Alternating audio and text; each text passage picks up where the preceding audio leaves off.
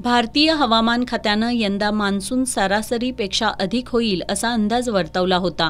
हवामान विभागाच्या अंदाजानुसार मान्सून भारतासह कोल्हापूर जिल्ह्यात वेळेत दाखल झाला।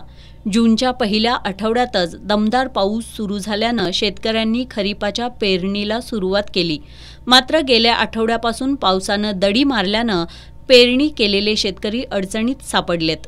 कोल्हापूर जिल्ह्याच्या खरीपाच्या एकूण क्षेत्रापैकी आत्तापर्यंत केवळ 14% क्षेत्रावर पेरणी झाली असल्याचं जिल्हा अधीक्षक कृषी अधिकारी अजय कुलकर्णी यांनी सांगितलंय।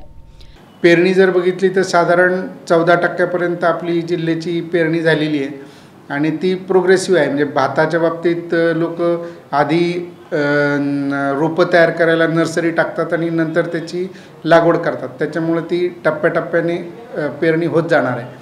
आणि बाकीच्या सुद्धा पिकांची पेरणी लोकांची जमीन मशागती वगैरे चालू आहेत। चालू वर्षी असं झालं की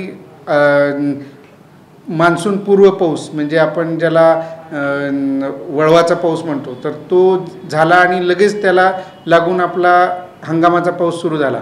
त्याच्यामुळे लोकांना जमीन मशागती करायला चांगल्या पद्धतीने वाव मिळाला आणि लोकांची जमीन मशागती चालू आहेत।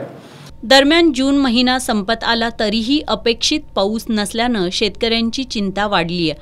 चांगला पाऊस पडेल या अपेक्षेनं केलेला खरीपाचा पेरा वाया जाऊन दुबार पेरणीचं संकट ओढवू नये यासाठी शेतकऱ्यांनी पावसाचा अंदाज घेऊनच पेरणी करावी असं आवाहन कुलकर्णी यांनी केलंय।